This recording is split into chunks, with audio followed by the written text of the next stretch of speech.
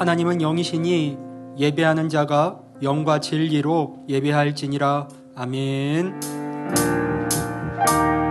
함께 찬양합니다. 목마른 내 영혼 주가 이미 허락한 그 귀한 영생 수주여 갈망합니다.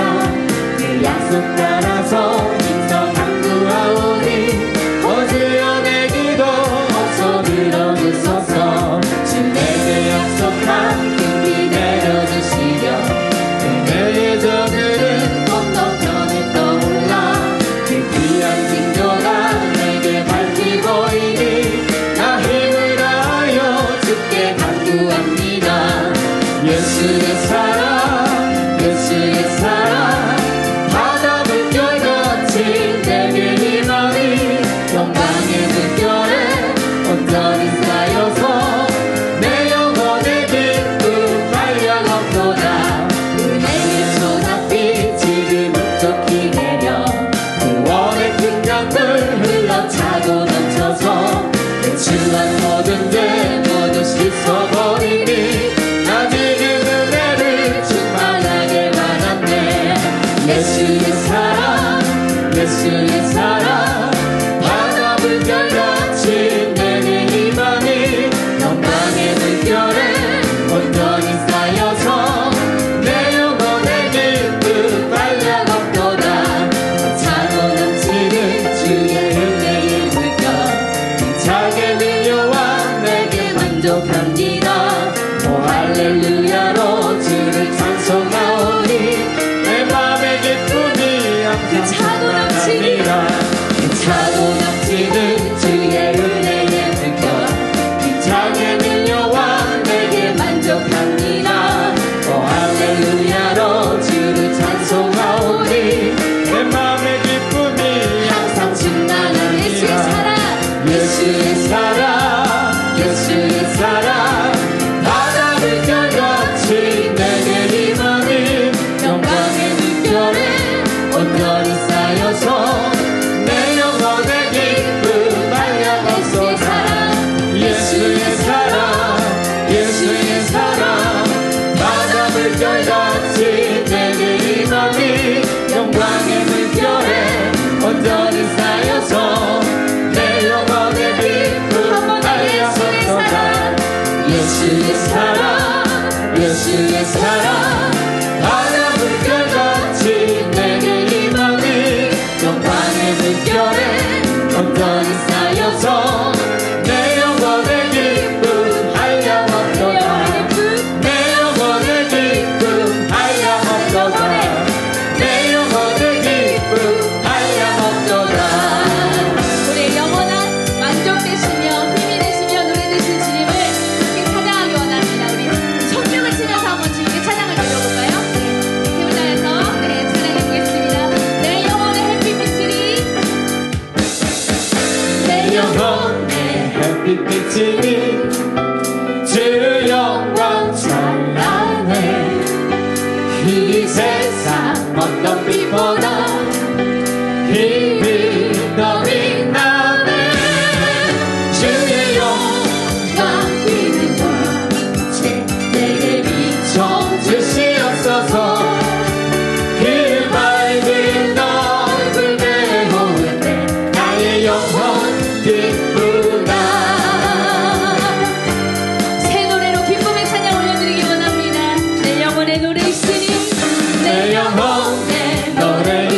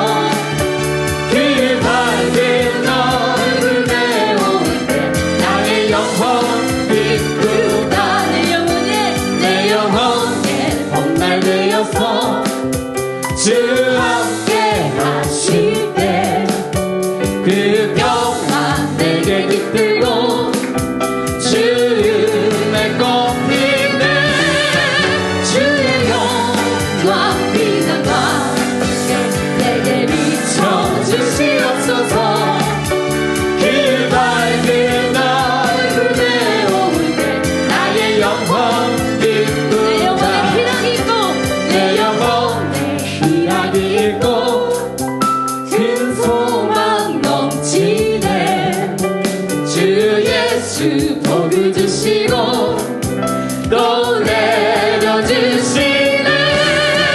주의 영광 빛난 빛에 내게 비춰주시옵소서. 그 밝은 얼굴 배울 때 나의 영혼 기쁘다. 주의 영광 빛난 빛에 내게 비춰주시옵소서. 그 밝은 얼굴 배울 때 나의 영혼 기쁘다. 주의 영광 빛난 빛에 내게 비춰주시옵소서. 그 밝은 얼굴 배울 때 나의 영혼 기쁘다. 아멘. 하나님 감사합니다. 할렐루야. 아멘.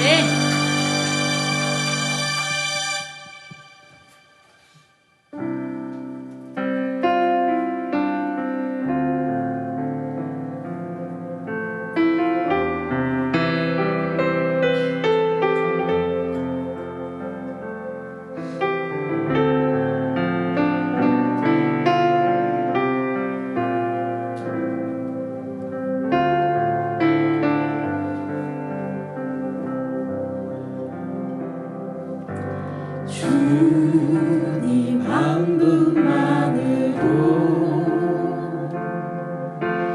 내 영혼 만족하네. 다른 종류의 즐거움 날 채울 수 없네. 주님 한 분만으로 내 영혼 기뻐하네. 세상이 주는 어떤 유혹도 날 흔들 수 없네.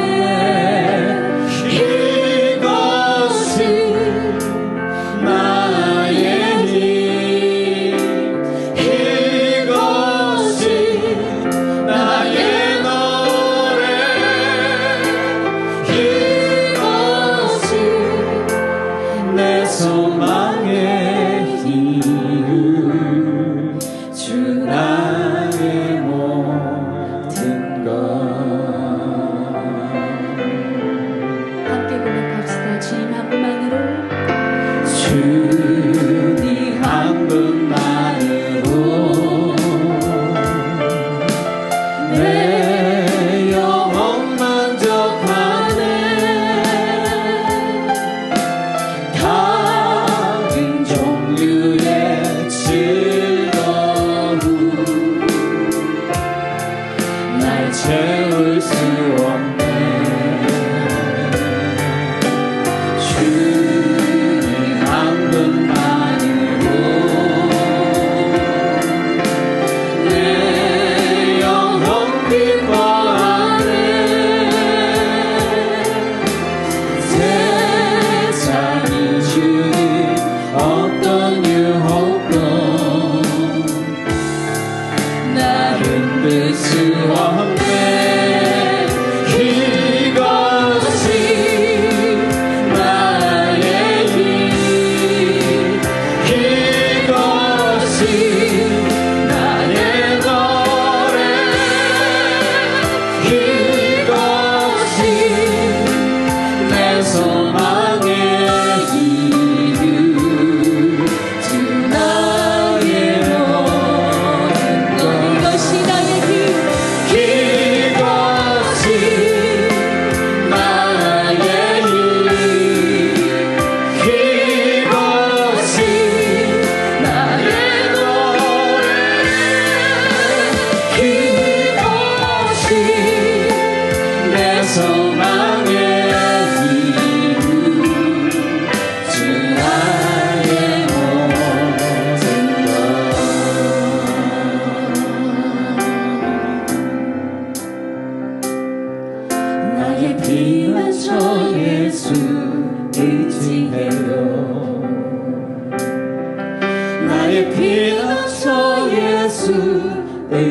주시네요.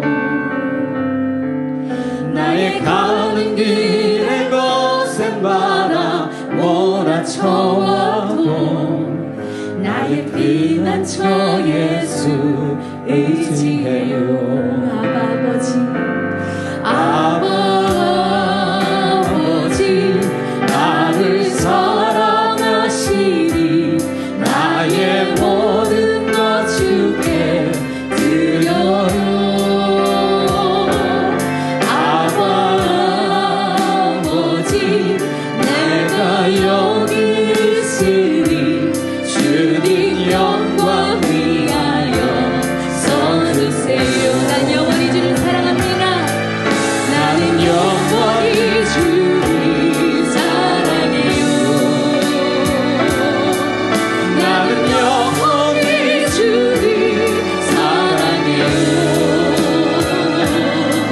세상 어떤 것도 나의 사랑 끊을 수 없네.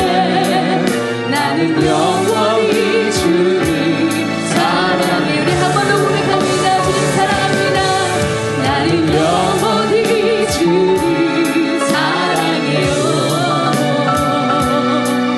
나는 영원히 주를 사랑해요. 세상 어떤 것도 나의 사랑 끊을 수 없네. 나는 영원히 주를 사랑해요. 아버지 나를 사랑하시니 나의 모든 것 주께 드려요.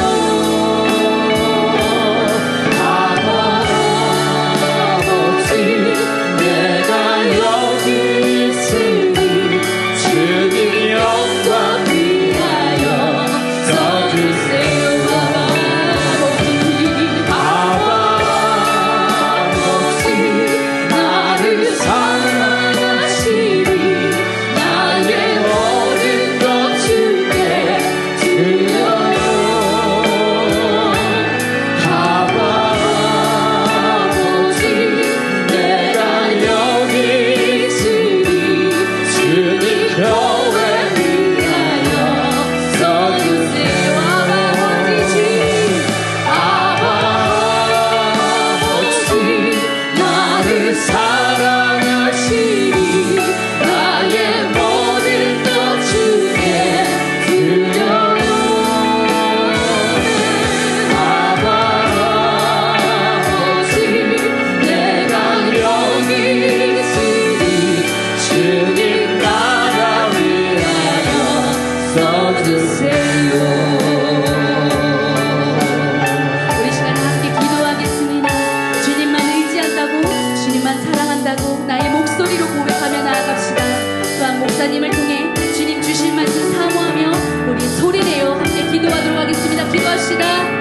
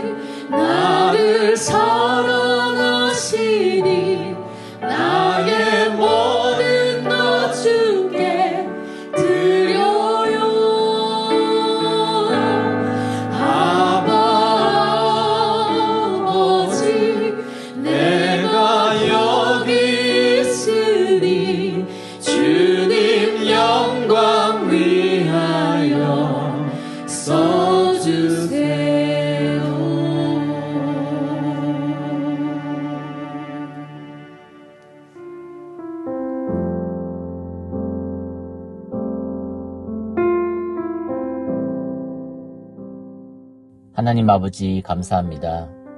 오늘도 우리에게 하루를 허락하시어 주님께서 지으신 모든 것을 보고 느끼며 맛볼 수 있게 하신 것에 감사합니다.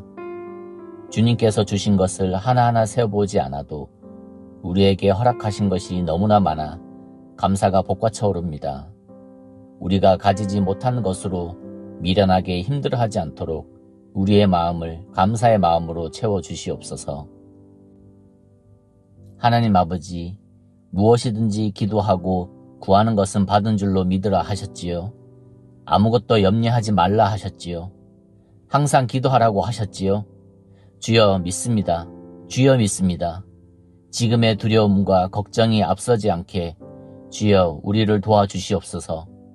가족관계의 어려움, 직장의 문제, 몸과 마음의 질병, 자녀의 진로 등 모든 것을 큰 믿음으로 감사하며 기도하게 하옵소서.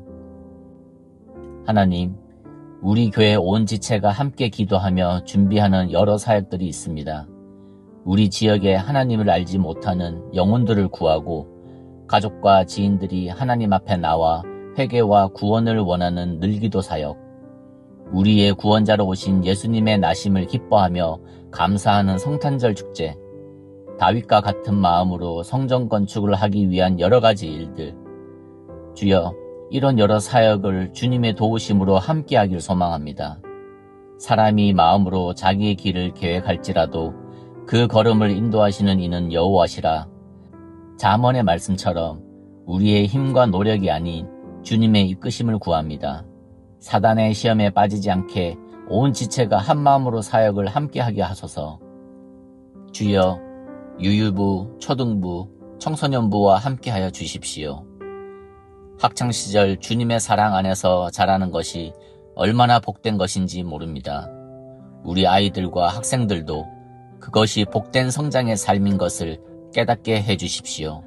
모든 목자들에게 지혜와 능력 더하여 주셔서 주님께서 맡기신 아이들을 사랑으로 가르치게 하여 주십시오. 주님께서 세우신 목사님, 전도사님, 모든 목자님들이 더욱 주님을 사랑하게 해 주십시오. 오늘도 주님께 찬양과 경배로 나아갑니다. 우리의 기쁨과 만족이 아닌 주님께서 기뻐하시는 예배 올리길 소망합니다. 예배 모든 순간 우리의 마음과 생각을 붙잡아 주십시오. 감사에 감사를 더하며 모든 말씀 예수님의 이름으로 기도합니다. 아멘.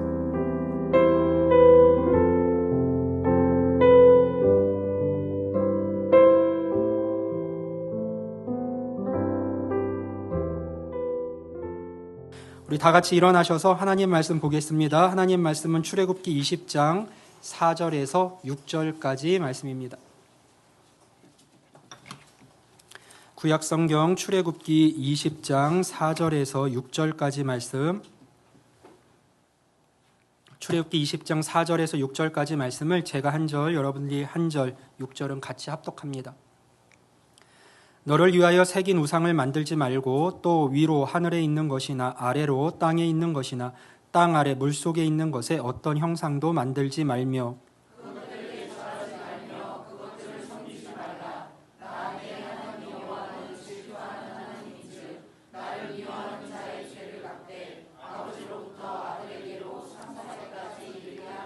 같이 읽습니다.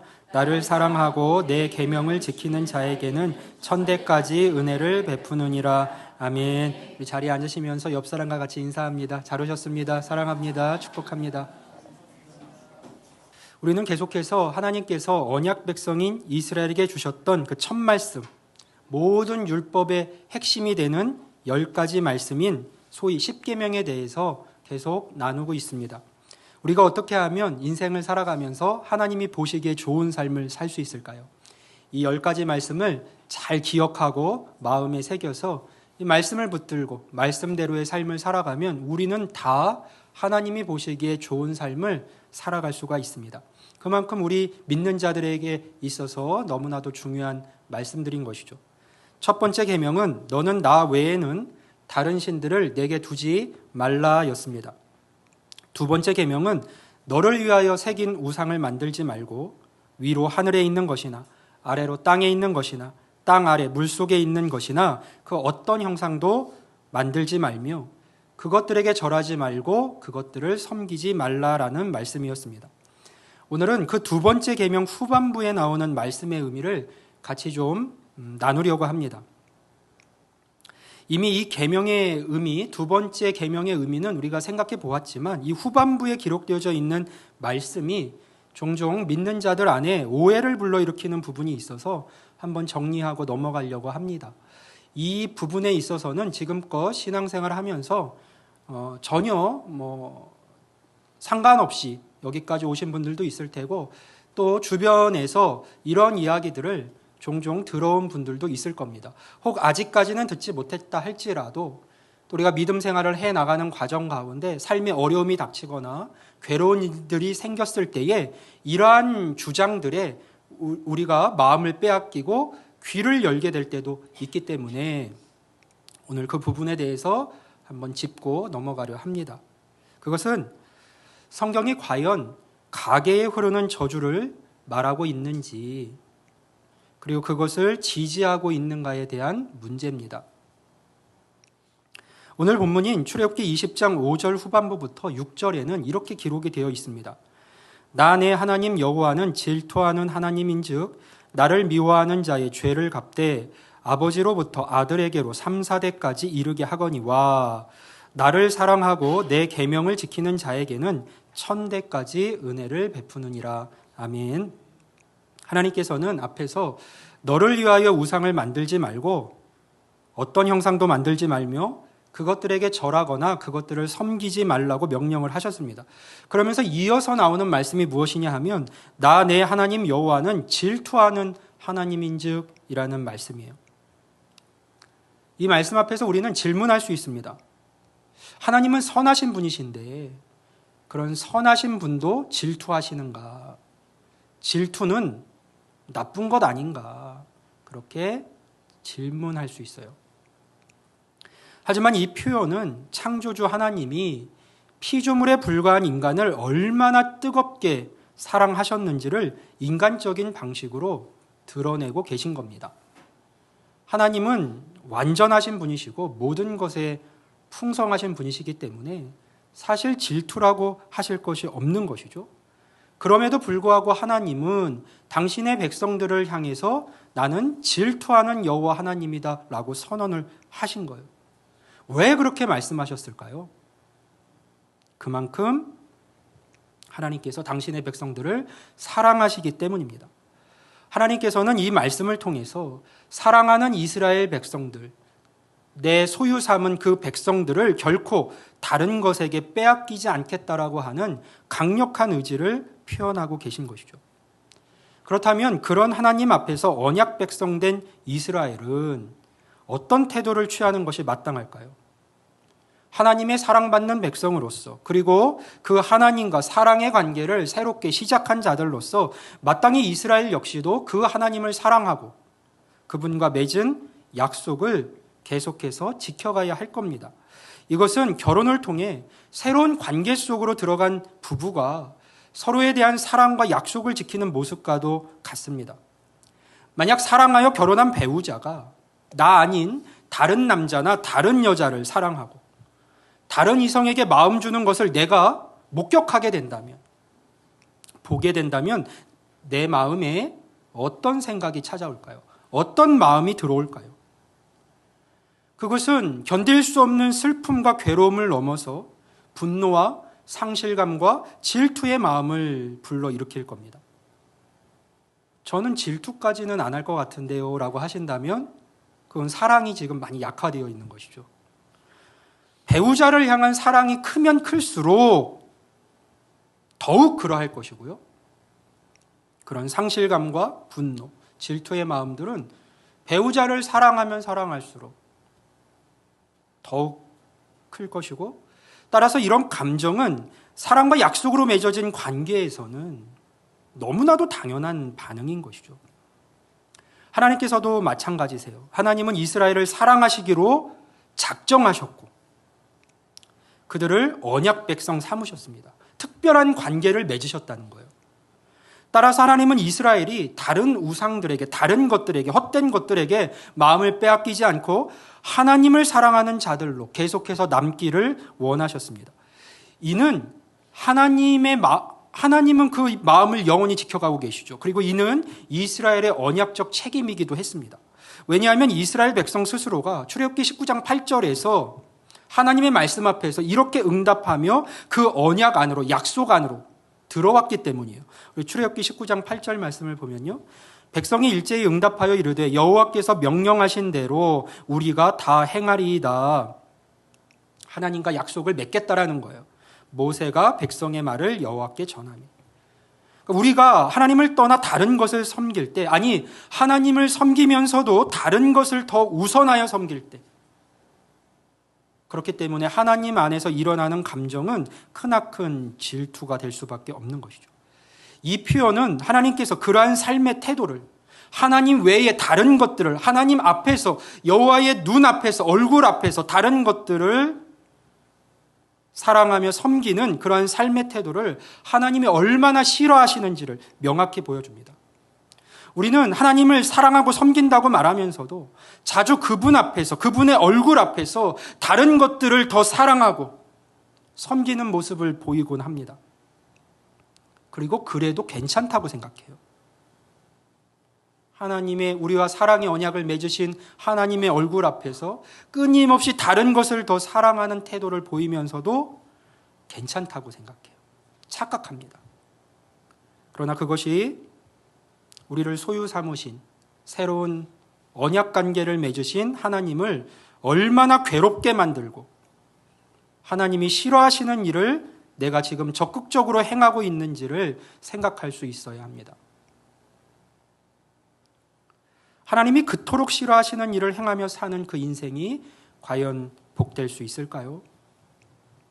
그래서 하나님께서는 당신의 백성들에게 엄중한 경고와 함께 복의 말씀도 같이 전해주시는데요. 출애굽기 20장 5절과 6절 말씀을 다시 봅니다. 우리 같이 한번 읽어봅니다. 시작.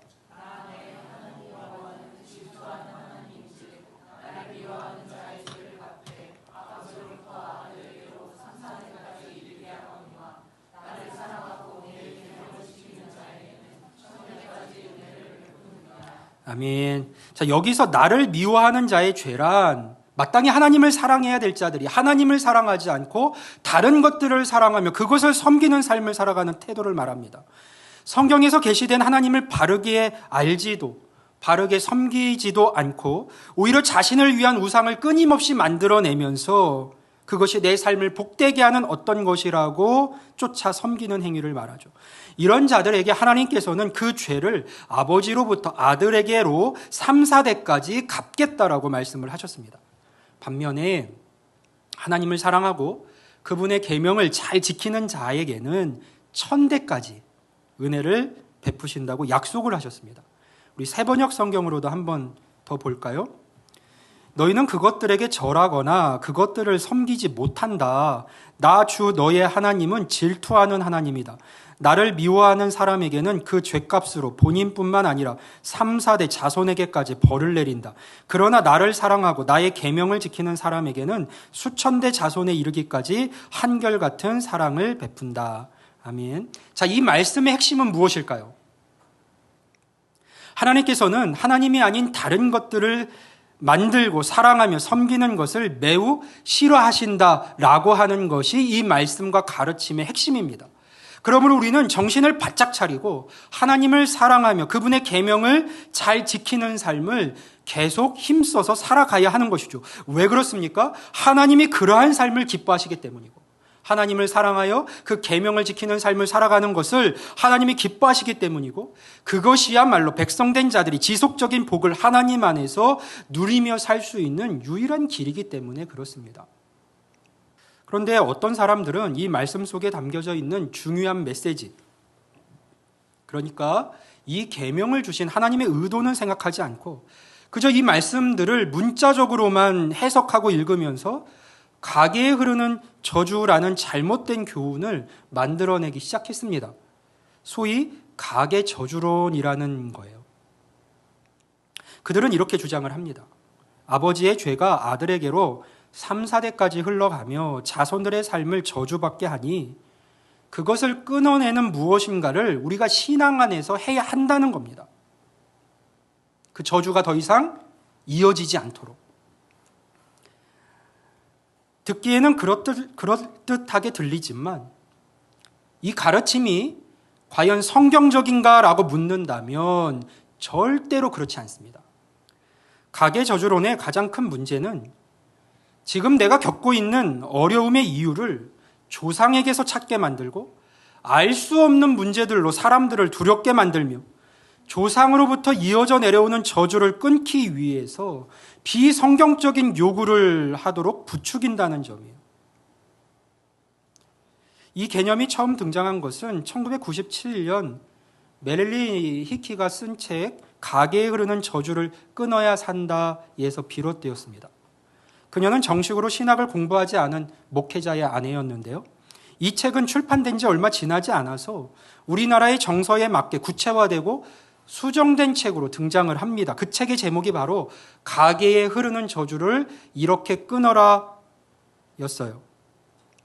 이 두 책은 한동안 베스트셀러가 되면서 가계에 흐르는 저주라는 개념이 우리나라에서 막 베스트셀러가 되면서요. 가계에 흐르는 저주라는 개념이 마치 성경적인 가르침인 것처럼 한국 교회 안에 널리 퍼지게 되었습니다. 가계에 흐르는 저주를 주장하는 사람들은 이렇게 말합니다. 삶에서 일이 잘 풀리지 않거나 어려운 일이 생기거나 건강에 문제가 생기면 그 원인은 모두 가계에 흐르는 저주 때문이라는 거예요. 예를 들어서 생각지 못한 중병이 찾아오거나 자녀에게 어려움이 닥치거나 가정에 불화가 발생하면 그러한 일들은 단순히 우연히 일어난 일이 아니라 조상들로부터 이어져 내려온 죄나 그 죄로 인한 저주가 원인이라고 주장을 합니다. 심지어 가계의 저주가 임하면 악한 귀신들이 후손들을 따라다니면서 계속해서 괴롭힌다고도 이야기를 하는 것이죠. 그래서 그들의 마음을 빨리 풀어주고 가계에 흐르는 저주를 끊어내야 한다고 말합니다. 이런 주장을 하는 이들이 권하는 방법이 있는데요. 영적 도회를 그려보라는 겁니다. 즉 자기 자신부터 시작해서 아버지, 어머니, 할아버지, 할머니, 더 나아가 조상들의 삶을 하나하나 되짚어보면서 그들의 죄와 저주를 찾아내야 한다는 것이죠. 그리고 그것을 내가 해결해야만 삶의 어려움에서 벗어날 수 있고 우리 후손들도 평안할 수 있다라고 말합니다. 이런 개념이 유독 한국에서 설득력을 얻은 이유는 무엇일까요? 한국의 오래된 샤머니즘 정서와 견고한 유교 문화가 그 배경에 깔려 있었기 때문입니다. 조상들을 잘 섬겨야 복을 얻는다는 전통적인 사고방식이 강했던 한국인들에게 이 개념은 꽤나 그럴듯하게 들렸습니다. 그래서 믿는 자들조차도 삶의 여러 어려움 중에 이러한 가르침의 마음을 빼앗기는 경우가 많이 있었습니다. 하지만 하나님을 바르게 아는 이들은 이런 잘못된 교훈에 사로잡히거나 흔들려서는 안 됩니다. 오늘 본문 외에도 가계에 흐르는 저주를 지지하는 사람들이 언급하는 성경 구절들이 좀 있거든요. 대표적인 구절로는 에스겔 18장 2절과 잠언 26장 2절 말씀이 있습니다. 먼저 에스겔 18장 2절 말씀을 보면요. 너희가 이스라엘 땅에 가나안 속담에 이르기를 아버지가 신포도를 먹었으므로 그의 아들의 이가 시다고 함은 어찌 됨이냐. 자, 가계 저주론을 주장하는 이들은 이 말씀을 두고 이렇게 말합니다.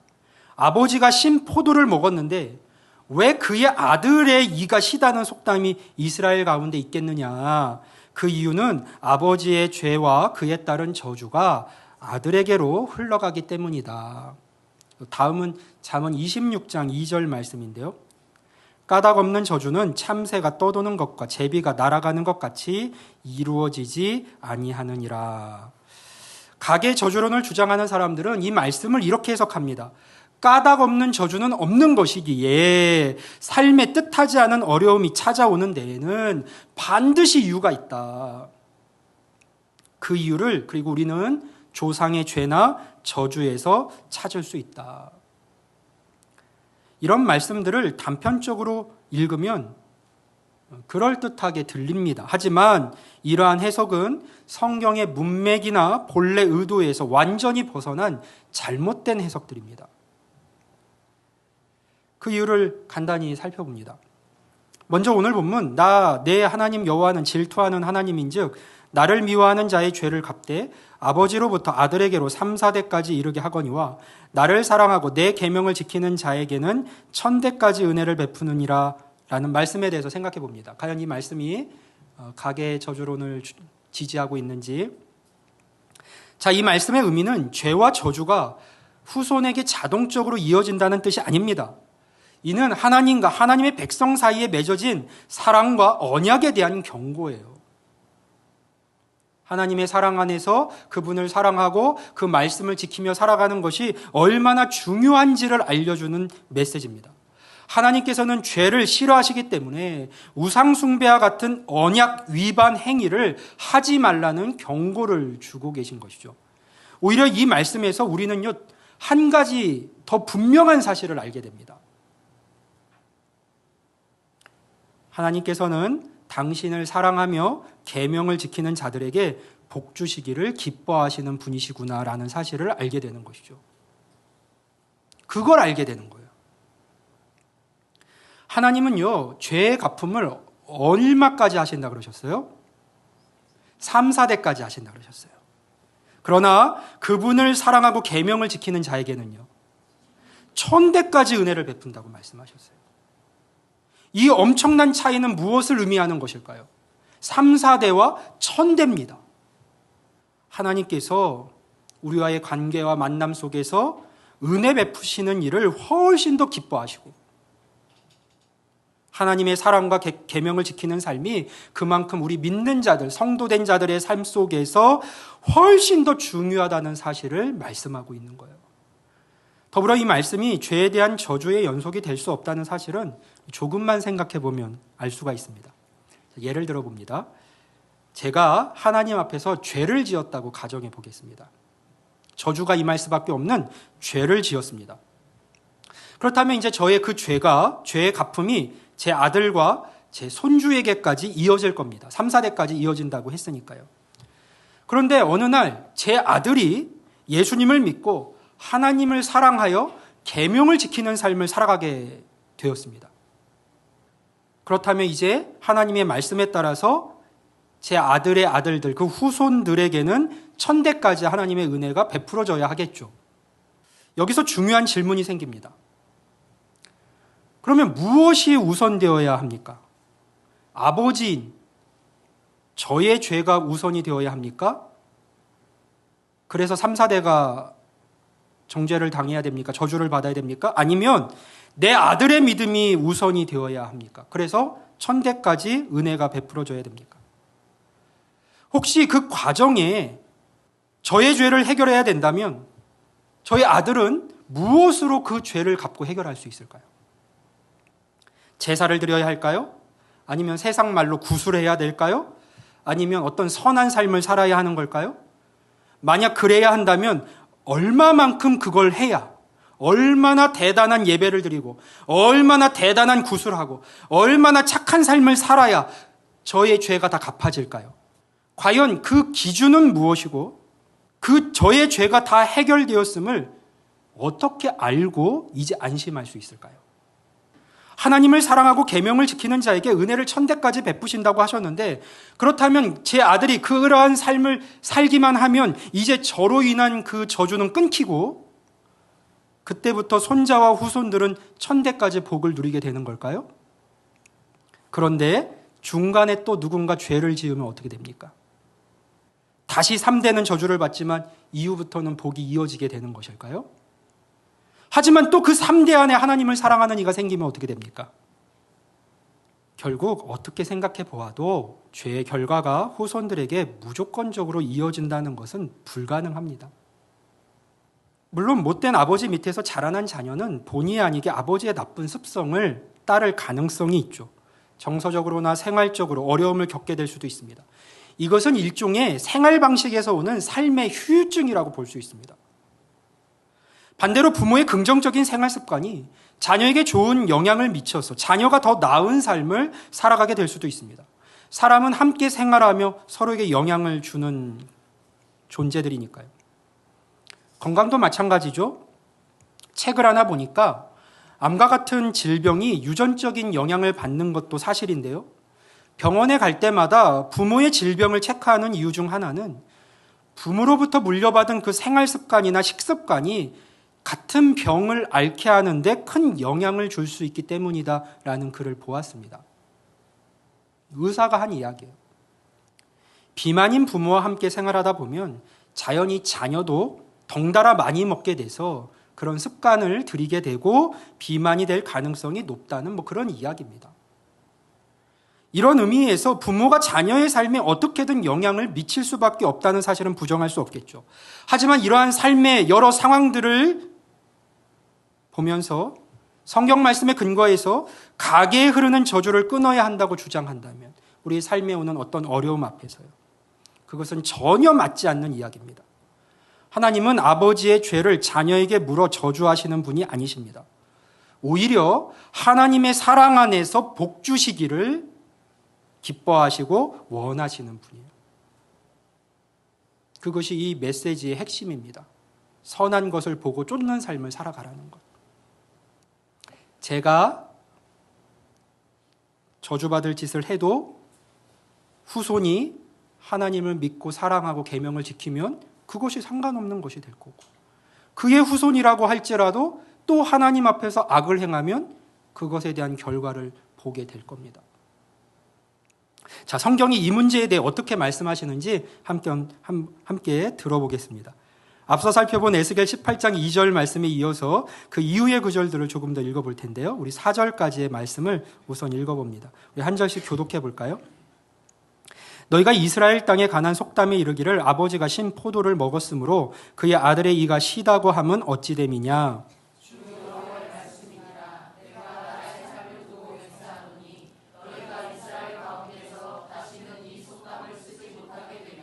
같이 읽을까요? 모든 영혼이 다 내게 속한지라 아버지의 영혼이 내게 속한 같이 그의 아들의 영혼도 내게 속하였나니 범죄하는 그 영혼은 죽으리라.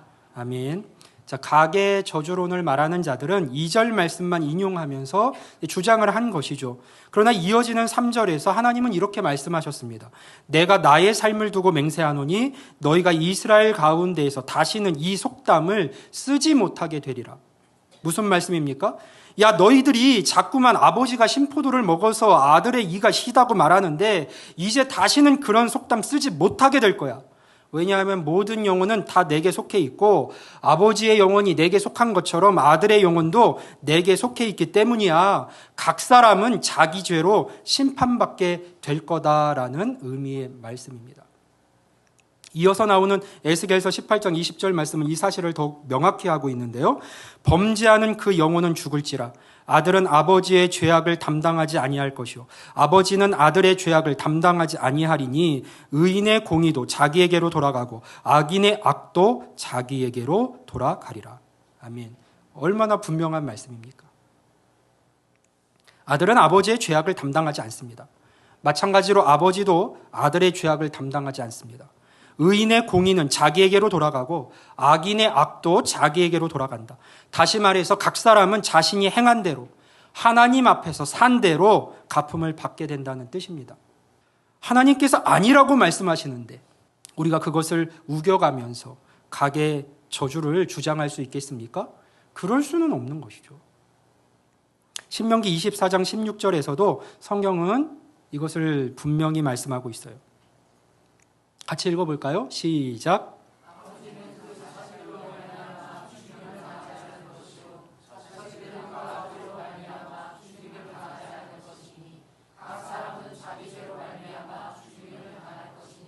아멘. 하나님께서는 가계에 흐르는 저주 같은 것은 없다고 분명히 말씀을 하셨습니다. 아버지는 자식의 죄로 인해 죽임을 당하지 않으며 자식들 또한 아버지의 죄로 인해 죽임을 당하지 않습니다. 하나님의 공의로운 판단에 따라 각 사람은 자기 죄로 심판받을 뿐입니다. 그러므로 성경을 곡해하거나 고난과 어려움 속에서 마음이 약해진 사람들의 그 마음을 흔들어 자신들의 유익을 취하려는 사람들의 말에 다시는 귀를 기울이지 마시기 바랍니다. 다음으로 잠언 26장 2절의 의미를 살펴볼까요? 이 구절은 이렇게 기록되어 있었죠. 까닭 없는 저주는 참새가 떠도는 것과 제비가 날아가는 것 같이 이루어지지 아니하느니라. 가계 저주론을 펼치는 이들은 이 말씀을 인용하면서 이렇게 주장한다고 했습니다. 까닭 없는 저주는 없다. 삶에 뜻하지 않은 어려움이 찾아오는 데에는 반드시 이유가 있다. 그러면서 그 이유를 조상의 죄나 저주에서 찾으라고 요구했지만 이 말씀의 참된 의미는 사실 그와 정반대입니다. 제가 이해를 돕기 위해서 새번역 성경과 쉬운 성경으로 한번 같이 읽어보겠습니다. 자, 먼저 새번역 성경 말씀을 보면요. 까닭 없는 저주는 아무에게도 미치지 않으니 이는 마치 참새가 떠도는 것과 같고 제비가 날아가는 것과 같다. 자, 다음은 쉬운 성경으로 봅니다. 근거 없는 저주는 참새가 퍼덕거리고 제비가 쏜살같이 날아가는 것처럼 상대방에게 미치지 못한다. 아멘. 자, 어떻습니까? 이 말씀은 까닭 없는 저주는 없다는 뜻이 아닙니다. 다만 까닭 없고 근거 없는 저주는 아무에게도 미치지 못한다라는 교훈의 말씀이에요. 그러니까 이유 없는 저주, 이유 없는 정죄는 아무 영향도 누군가에게 줄 수가 없으니 함부로 다른 사람들을 미워하거나 저주하는 말을 하지 말라는 겁니다. 왜냐하면 애초에 그런 저주는 아무런 힘도 없기 때문이에요. 그러니 괜한 말들로 다른 사람들 저주하거나 정죄하거나 비난하거나 판단하려고 하지 말라는 것이죠. 어차피 아무 영향도 줄 수 없으니까.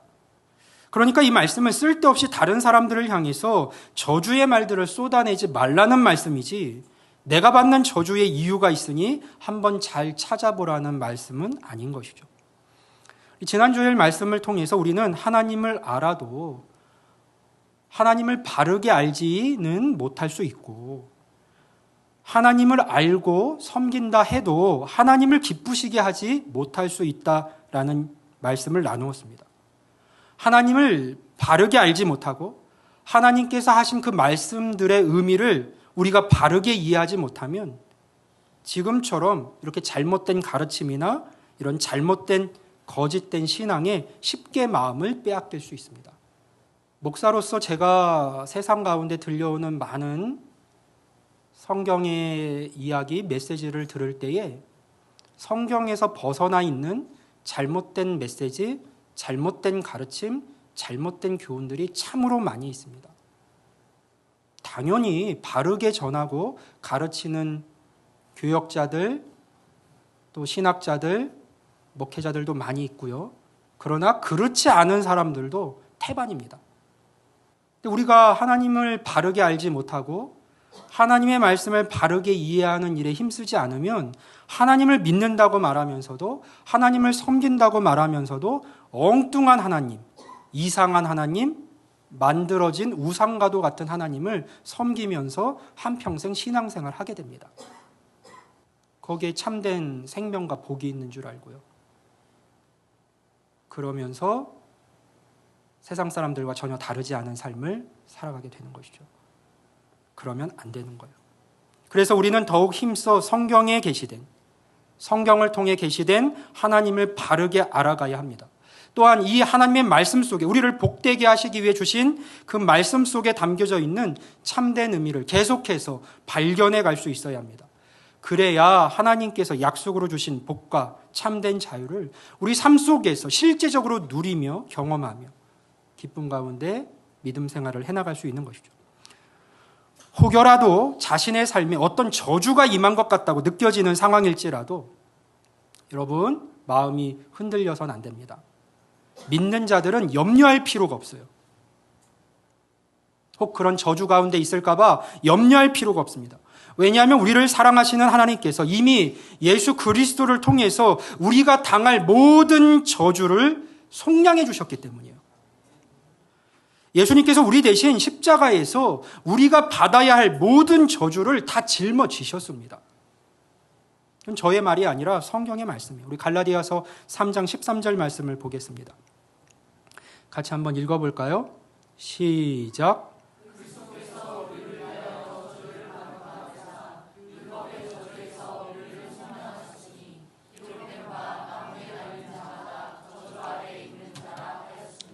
아멘. 하나님의 뜻대로 살지 못하는, 구원을 잃어버릴 수밖에 없는 그 율법의 모든 저주에서 우리를 속량하셨다. 대신 다 갚으셨다는 겁니다. 우리가 당할 저주를 우리 주 대신 예수님께서 십자가 위에서 다 갚으셨다. 그래서 우리는 죄와 그 죄의 결과에서도 자유함을 얻게 되었어요. 자유케 된 겁니다. 참 자유자가 된 거예요. 우리를 묶고 있었던, 얽매고 있었던, 짓누르고 있었던 그 모든 것들로부터 우리는 자유케 되었어요. 모든 저주가 풀어졌으니까요. 속량되었으니까요. 로마서 8장 1절과 2절에서 성경은 이렇게 말씀합니다. 그러므로 이제 그리스도 예수 안에 있는 자에게는 결코 정죄함이 없나니 이는 그리스도 예수 안에 있는 생명의 성령의 법이 죄와 사망의 법에서 그 모든 저주에서 정죄에서 너를 해방하였기 때문이다 라고 성경은 말씀하고 있죠. 또한 로마서 8장 31절 이하의 말씀은 이렇게 기록하고 있습니다. 그런즉 이 일에 대하여 우리가 무슨 말하리요? 만일 하나님이 우리를 위하시면 누가 우리를 대적하리요? 누가 우리를 정죄하리요? 누가 우리를 저주하리요?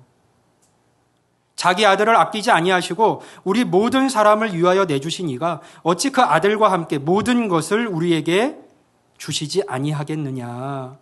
누가 능히 하나님께서 택하신 자들을 고발하리요? 의롭다 하신 이는 하나님이시니 누가 정죄하리요? 죽으실 뿐 아니라 다시 살아나신 이는 그리스도 예수시니 그는 하나님 우편에 계신 자요 우리를 위하여 간구하시는 자신이라. 아멘. 그래서 로마서 8장 39절에서는 결론적으로 이렇게 선포를 합니다. 높음이나 깊음이나 다른 어떤 피조물이라도 우리를 우리 주 그리스도 예수 안에 있는 하나님의 사랑에서 끊을 수 없느니라. 아멘. 저주에서 끊을 수 없느니라가 아니에요. 우리는 모든 저주에서 속량되었고 모든 죄와 그 결과에서 해방되었기 때문에 하나님의 자녀된 자들로서 그 사랑 안에 끊을 수 있는 건 아무것도 없는 것이죠. 얼마나 감사하고 얼마나 복된 소식입니까? 모든 저주에서 벗어나 자유를 얻었으니 얼마나 감사하고 복된 소식이냐고요. 하나님께서는 우리가 저주를 이기게 하시기 위해 구속의 은혜를 베풀어 주셨습니다. 그렇다면 그 은혜 안에서 살아가는 우리가 이미 해결된 어떤 저주에 매인 삶을 다시 살 필요도 없고 다시 살아서는 더욱 안 되는 겁니다. 믿음 안에 있는 우리는 다시금 저주 아래로 스스로 들어가거나 두려움 속에 얽매이는 일이 없어야 하는 것이죠. 주님이 해결하신 일을 내가 당할 것처럼 생각하면 안 되는 겁니다. 그러니 이제는 잘못된 말이나 어떤 가르침에 더 이상 마음을 빼앗기지 마십시오. 흔들리지 마십시오. 괜한 생각하지 마세요. 우리를 사랑하시는 하나님의 은혜와 복을 붙들고 담대히 자유의 삶을 살아가면 됩니다. 우리가 힘쓸 건 천대까지 복을 베푸시기 원하시는 그 하나님의 뜻과 사랑 앞에서 더욱 하나님을 사랑하고 그 계명을 지키는 자리로 힘써 나아가면 되는 것뿐이에요. 우리가 기억해야 할 것은 그 하나님의 사랑을 깨닫고 우리 역시 하나님을 사랑하며 살아가는 겁니다. 하나님을 바르게 알고 그분을 바르게 섬기는 삶을, 그분의 방식으로 섬기는 삶을 살아가는 겁니다. 하나님의 말씀이 우리를 더 복되게 하시기 위해 주어진 것임을 알고 그 주신 말씀을 사랑하며 지키는 삶을 살아가는 겁니다. 그리고 그 은총의 삶을 최선을 다해 사랑하는 우리 자녀들에게 물려주는 것이죠. 하나님이 없는 인생은 헛된 것을 쫓으며 그것에 얽매이는 삶을 살아갈 수밖에 없습니다. 설사 세상의 모든 것을 다 가진다고 해도 그 영혼은 결코 안전하지 않습니다. 하나님이 없는 인생은요, 그 영혼이 결코 안전하지 않아요.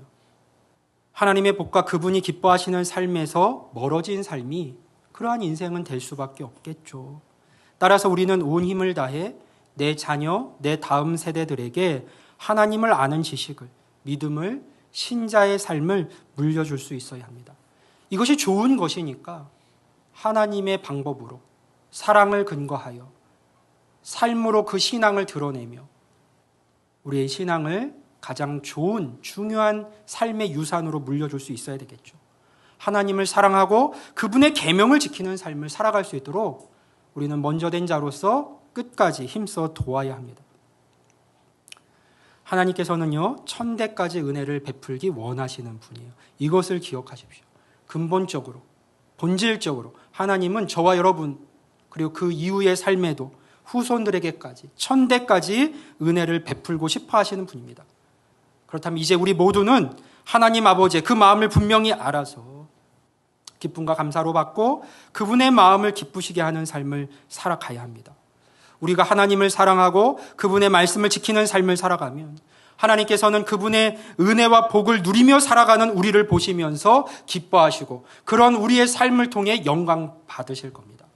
왜냐하면 우리에게 복 주시기를 기뻐하셨던 하나님의 뜻이 우리 안에서 이루어졌으니까요. 오늘 이 시간 예수 그리스도를 통해서 우리를 그 모든 죄와 그 결과와 모든 저주에서 자유케 하신 하나님의 은혜를 기억합시다.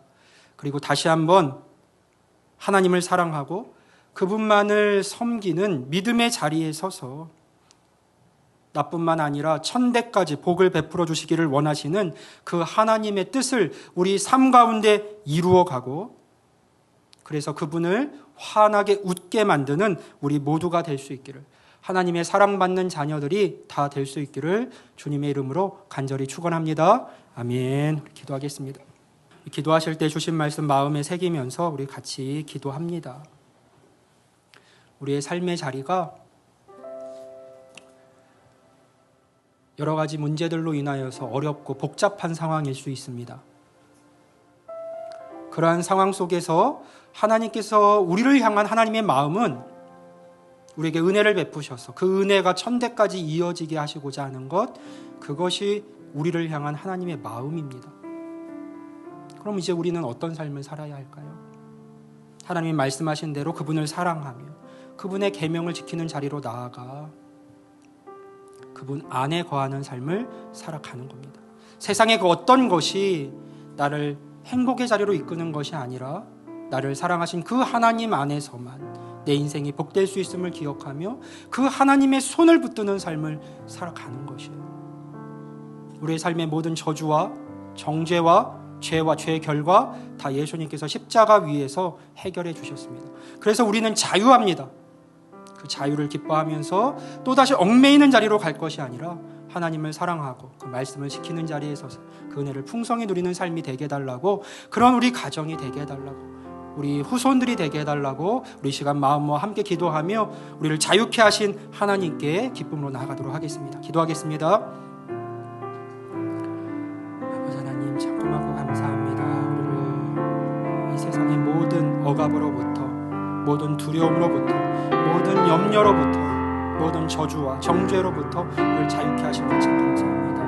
하나님 아버지께서 우리를 자유케 하셨사오니 우리가 이제는 더 이상 흔들리는 삶을 살지 않게 해주시고 세상의 잘못된 교훈과 이론의 마음을 빼앗기지 않게 해주시고 내 삶에 크신 은혜를 베풀기 원하시는 하나님의 뜻 앞에 나아가 하나님을 더욱 사랑하며 그 계명을 지키는 일에 담대하게 힘쓰는 우리 모두가 되게 하여 주시옵소서.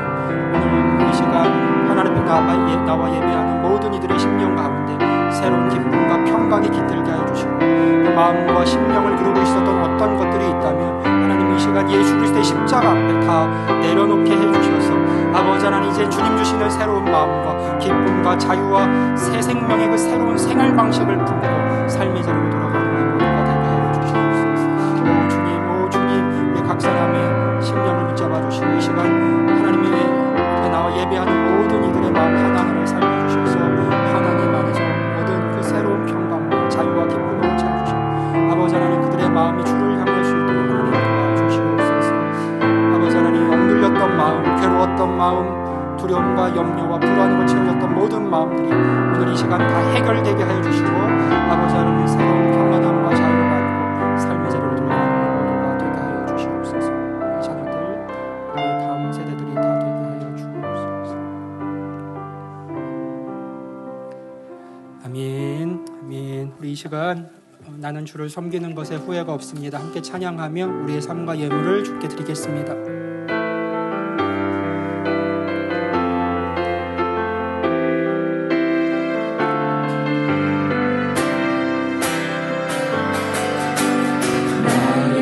평생을 가장 복된 일은 내가 예수님을 만난 것이다. 나의 평생에 가장 잘한 일은 내가 예수님을 주로 섬긴 것이다. 이 세상 살 동안 이 세상 살 동안 내가 걷는 길이 때론 험하여서 넘어질 때도 주의 강한 손이 나를 붙드시니 나는 예수님만 주로 섬기며 살리.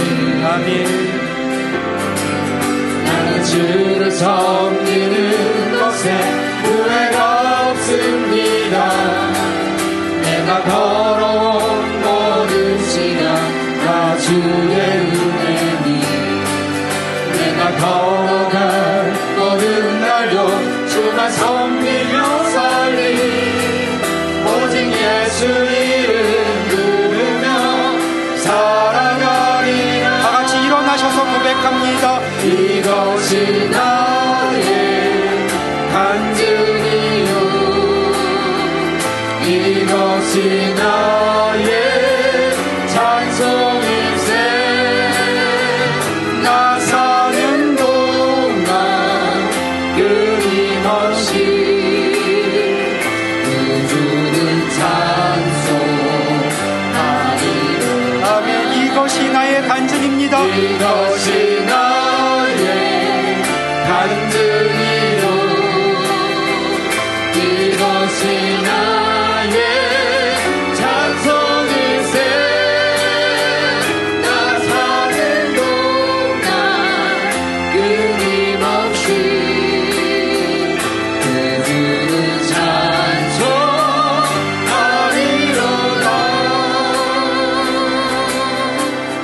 아멘. 기도합니다. 지금 우리 가운데 살아서 역사하시는 사랑의 하나님 참 고맙고 감사합니다.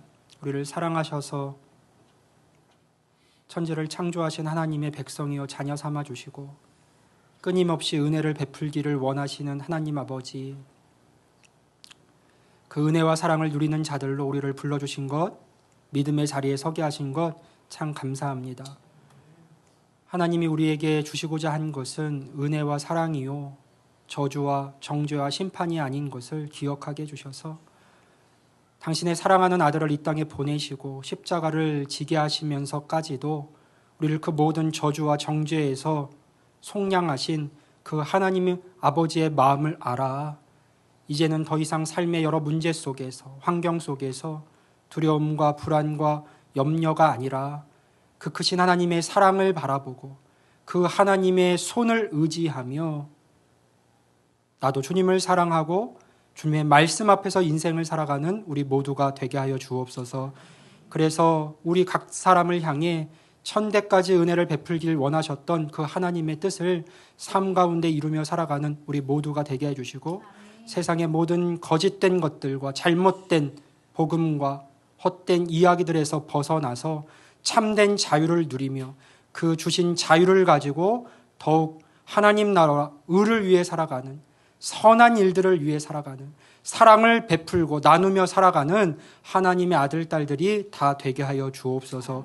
허무한 열매들이 아니라 선하고 좋은 열매들을 맺으며 살아가는 우리 모두가 되게 하여 주옵소서.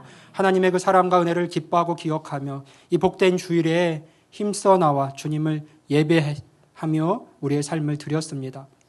마음과 힘과 뜻과 정성을 다해 드려진 예물과 우리의 삶을 기쁘게 받아주시고 모든 삶의 자리에서 우리에게 주시고자 했던 하나님의 그 은총과 복이 더욱더 풍성해져서 하나님을 사랑하며 주의 계명을 지키는 삶의 걸음이 더욱더 담대해지고 넘쳐날 수 있도록 하나님 함께하여 주옵소서. 드리고 싶은 마음 간절해도 가진 것이 없어 마음껏 드리지 못한 심령도 있을 줄 아오매 주님께서 그 마음 위로해 주시고 받아주시고 동일한 은혜로 채워주시되 하나님이 우리의 삶을 책임지시며 붙들고 계시고 공급하심을 기억하며 더욱더 담대한 믿음의 자리에 서서 하나님이 이끄시는 그 신앙의 자리로, 믿음의 자리로 한 걸음 더 나아가는 하나님의 아들, 딸들도 다 되게 하여 주옵소서. 이제는 우리 주 예수 그리스도의 은혜와 아버지 하나님의 무한하신 사랑하심과 성령님의 감동감과 위로 내주하심이 오늘 기쁨과 감사의 마음으로 예배하되 주신 말씀을 마음에 새기고 참된 자유를 얻어 하나님을 더욱 사랑하고 계명을 지키며 천대까지 복을 베풀고자 하셨던 하나님의 뜻을 이루며 살기로 결심하는 모든 믿음의 권속들 머리 위에, 삶 위에, 가정과 직장과 자녀들의 인생 가운데 이제로부터 영원토록 함께 하시기를 간절히 축원하옵나이다. 아멘. 아멘.